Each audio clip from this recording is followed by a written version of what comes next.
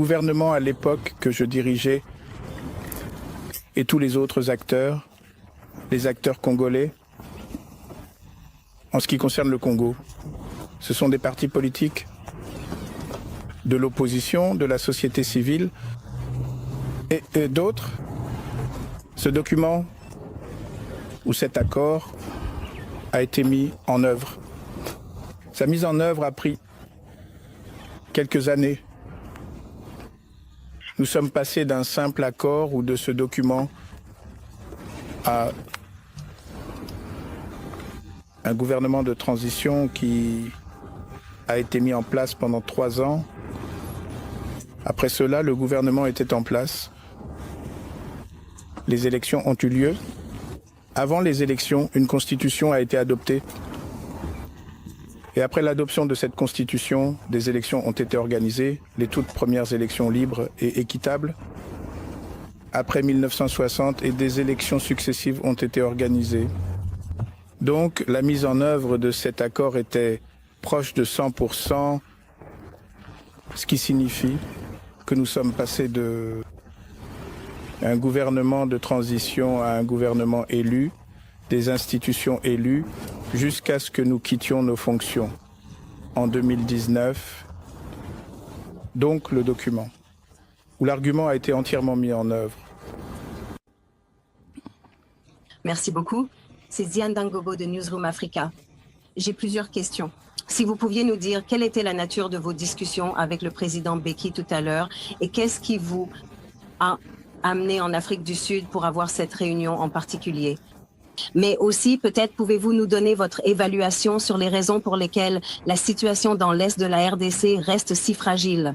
Juste hier, le M23 a déclaré qu'il ne participerait pas lors de la réunion à Luanda. Alors, comment résolvez-vous cela si les gens ne veulent pas se rassembler autour de la table? Et enfin, de mon côté, que pensez-vous du retrait des troupes semi-RDC? Quelles pensez-vous que seront les conséquences de ce retrait dans les efforts pour obtenir la paix là-bas? Eh bien, ce sont beaucoup de questions. Je ne pense pas me souvenir de tous, mais merci. Mais ma réunion avec l'ancien président Mbeki découle d'une invitation. Quand nous sommes rencontrés à Windhoek, je crois que c'était il y a 2 semaines, il voulait savoir ce qui se passait au Congo. Alors, il m'a invité. Et c'est pourquoi je suis venu le voir. 2 ou 3 des questions. Je ne suis pas le porte-parole du M23, alors pourquoi n'ont-ils pas assisté à la réunion ou pas? Je ne suis pas très confiant à ce sujet. Ils ont certainement leurs raisons et vous pourriez avoir d'autres moyens de leur poser des questions. Mais quelle était la 3e question? La 3e était, qu'est-ce que vous croyez? Les conséquences du retrait de la semi-RDC de l'Est de la RDC vont être importantes, étant donné à quel point la situation reste fragile. Et vous savez, les personnes qui sont censées être autour de la table ne viennent pas à la fête. Je n'ai pas suivi de très près la situation ou le déploiement. Et bien sûr l'annonce du retrait de certaines forces en RDC. Notre point de vue a toujours été, et c'est ce que j'ai dit il y a quelques semaines, cela, en considérant la situation, la solution que nous avons adoptée. Il y a longtemps, en 2002-2003, parce qu'à l'époque, nous avions aussi une situation presque similaire, où vous avez une multitude de forces armées, divers groupes armés. Aujourd'hui, ce qui est nouveau, c'est que vous avez maintenant des mercenaires qui ont été engagés par les forces gouvernementales. Notre attitude à l'époque était de demander à chacun de partir, chaque force. C'était de partir. Et c'est exactement ce qui s'est passé. Et c'est ce qui, je crois, a directement ou indirectement facilité le processus de paix qui a commencé immédiatement après. Mais est-ce la même solution que nous pouvons appliquer à la situation actuelle? Quoique c'est en partie vrai, oui. On peut appliquer la même solution, mais en considérant que le problème est beaucoup plus profond que ce que tout le monde le pense, vous devez vous plonger dans les dynamiques internes de ce qui se passe au Congo et laisser de côté ce jeu de blâme en pensant que tout ce qui se passe est le résultat de quelqu'un d'autre. À un moment donné, nous devons nous demander, n'est-ce pas nous le problème ou notre problème? Et comment le résolvons-nous en tant que Congolais? Alors, quelles sont les conséquences de le retrait de Samir RDC? Eh bien, je ne vois pas de perturbation majeure dans la mesure où, en ce qui concerne le retrait, parce que ce sont des forces, à ma connaissance, qui ont été déployées dans une zone donnée, qui est les zones autour de Goma. Y a-t-il des implications au-delà de cela? Eh bien, le temps nous le dira probablement. Monsieur, ancien président, merci de nous accorder du temps. Je m'appelle Moloko de l'ENCEA. Je veux juste comprendre, étant donné que vous avez convoqué une réunion avec les leaders de l'opposition en RDC et la société civile au début de ce mois, comment voyez-vous cela ou peut-être quelles étaient les solutions proposées par cette réunion particulière pour résoudre la crise là-bas? Mais aussi, avez-vous par hasard des intentions personnelles de revenir en tant que président de la RDC, compte tenu de la crise là-bas? La réunion qui a été convoquée ou avait ses racines dans une analyse que nous avons faite. Nous avons analysé la situation et sommes arrivés à la conclusion que tout le monde parle du Congo, sauf les Congolais. Vous allez à Nairobi, tout le monde parle du Congo. Vous venez en Afrique du Sud où je peux voir l'intérêt. Tout le monde veut savoir ce qui se passe au Congo. Mais les Congolais eux-mêmes semblent être ignorés. L'objectif était de réunir la société civile, l'opposition et toute autre personne intéressée. Dans notre pays, les leaders religieux aussi, afin que nous puissions discuter et surtout essayer d'analyser la situation. Quel est le rôle de chaque acteur dans ce qui se passe? Qu'en est-il au Congo? Quel est le rôle du gouvernement et la société civile et bien sûr l'opposition? Eh bien, la deuxième question, c'est-à-dire, suis-je prêt? Non, écoute. Nous sommes prêts à travailler, honnêtement, travailler pour la paix. Travailler activement pour la paix. C'était notre attitude il y a 22 ans, quand nous sommes venus à Sun City et avons signé l'accord.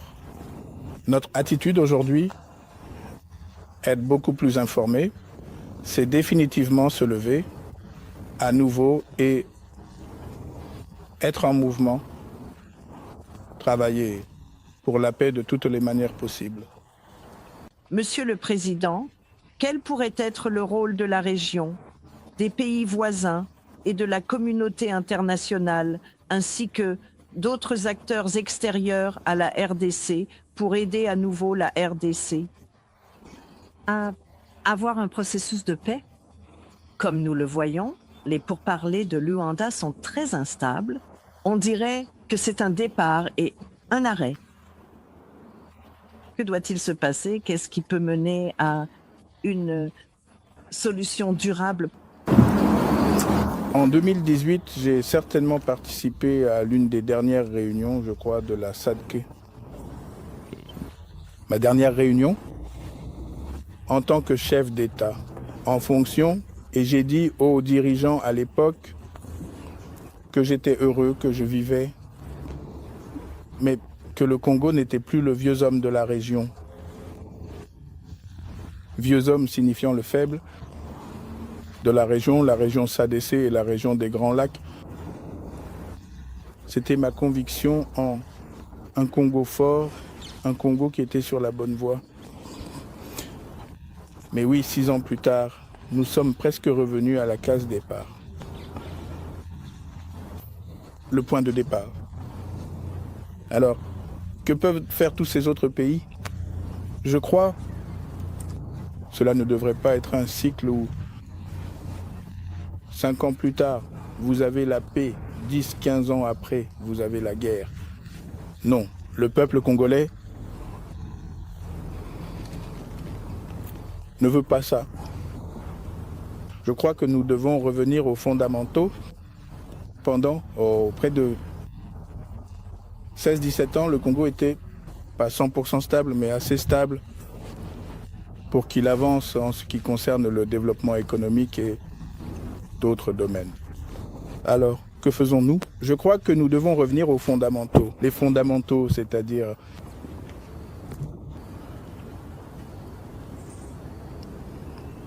nous devons nous poser la question où avons-nous mal agi?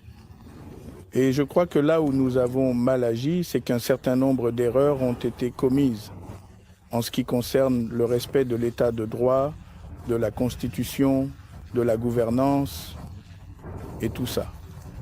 Nous devons revenir à cela. Et les pays de la région ou les voisins régionaux du Congo font probablement la même chose. Qu'en 2002, soutenez un processus ou un processus de paix et avancez. Vous avez parlé de la fragilité du processus de paix à Luanda. Je crois que ce sont juste les dynamiques. Les gens n'ont pas encore lubrifié la machine. Mais espérons que les choses reviendront sur les rails et les gens commenceront à parler honnêtement de paix. Monsieur Nelly Payton de Reuters, que répondez-vous à l'accusation du président Tshisekedi? Vous seriez un complice de l'Alliance du fleuve Congo ou du M23? Et quelle est votre relation avec ces groupes? Si jamais je l'étais, le mot que vous utilisez, c'est quoi? Un complicem, un complice, je crois. Eh bien, la situation n'aurait pas pu être ce qu'elle est. Ça aurait pu être très différent. Donc, ce sont juste les meilleurs. La prochaine fois que tu le vois, demande-lui de te donner la preuve de ce qu'il a dit. Donc, c'est tout ce que je peux dire. Regrettes-tu d'avoir soutenu le président Tshisekedi pendant son tout premier mandat présidentiel, en dépit des controverses et des défis rencontrés durant cette période, et malgré les critiques qui ont été formulées par certains opposants? Je ne vis pas avec des regrets, non. On fait des erreurs dans la vie, elles te rendent plus fort. Et si tu es faible, elles te rendent plus faible. Je crois que je suis plus fort maintenant grâce aux erreurs que nous avons commises. C'est à nous de corriger ces erreurs. Dernière question, deux autres questions. Et ensuite, n'abusons pas de la vitalité de la Fondation. Maintenant, c'est un dictateur. 4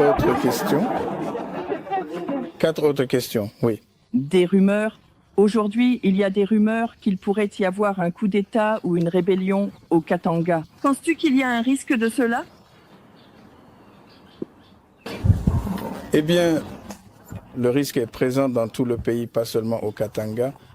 En ce qui concerne le Rwanda, qui a été accusé, au moins par Pretoria, par le président Cyril Ramaphosa, de soutenir le M23. Quelle a été votre évaluation? Et s'ils ont effectivement un rôle dans la déstabilisation de votre pays, comment la communauté internationale devrait-elle alors agir à leur égard? Eh bien, je n'ai pas entendu le président Ramaphosa et je ne vais pas soit soutenir, soit contredire ce qu'il a dit. Je ne l'ai pas entendu. Mon attitude face à tout ce qui se passe, je peux le résumer en une seule question. Si je suis faible, de qui est-ce la faute? Est-ce la faute de mon voisin ou de mon ennemi? Ou est-ce ma faute? Si et quand vous répondrez à cette question, alors vous trouverez certainement une solution au problème que vous avez. Et le Congo ne peut pas continuer à être ce pleurnichard dans la région.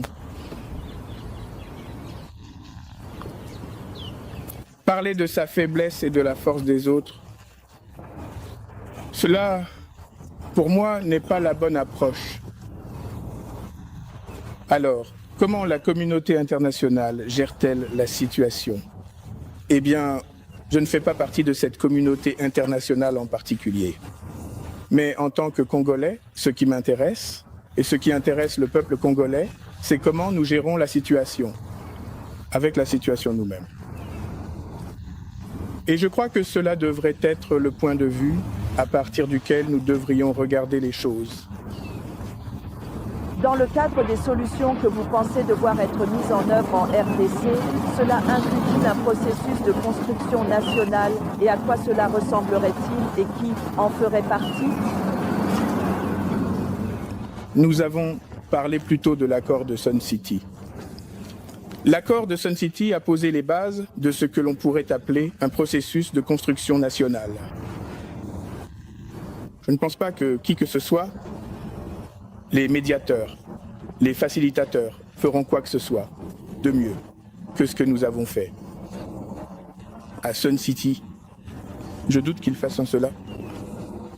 Et c'est pourquoi j'ai parlé de revenir aux bases, parce qu'à partir de cet accord particulier, nous en sommes sortis. Trois ans plus tard, avec la Constitution qui a posé les bases de ce dont vous parlez, la construction nationale, la construction d'institutions, les élections, et le reste était censé suivre. Donc pour moi, cela pourrait être l'approche. Des millions de kilomètres carrés du Congo sont à risque, donc à risque d'une rébellion ou d'une critique, à risque de troubles n'importe où au Congo.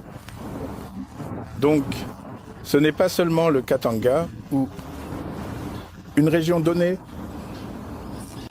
Juste une dernière de ma part.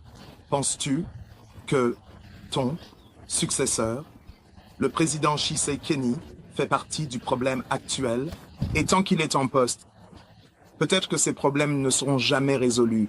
C'est ton impression, mais aussi si tu devais expliquer en termes simples à un étranger certains des problèmes pertinents auxquels ton pays est confronté, tu dirais que le problème est ici. Ce sont les ressources. Et, bien sûr, nous voyons comment ce problème se manifeste.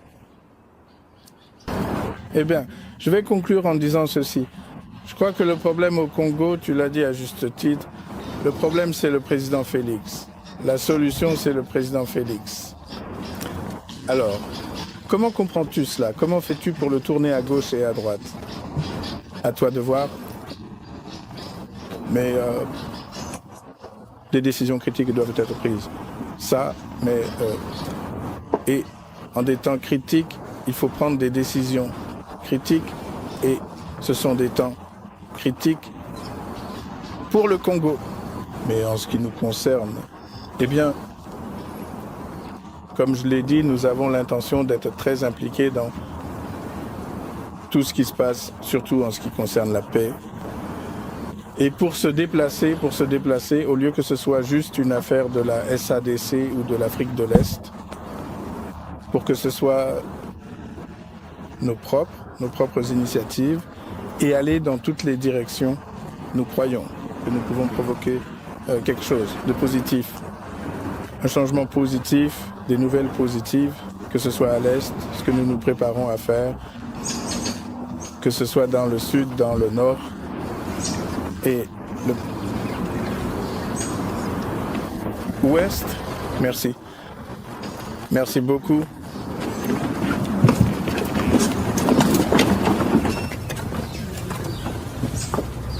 Ça va ?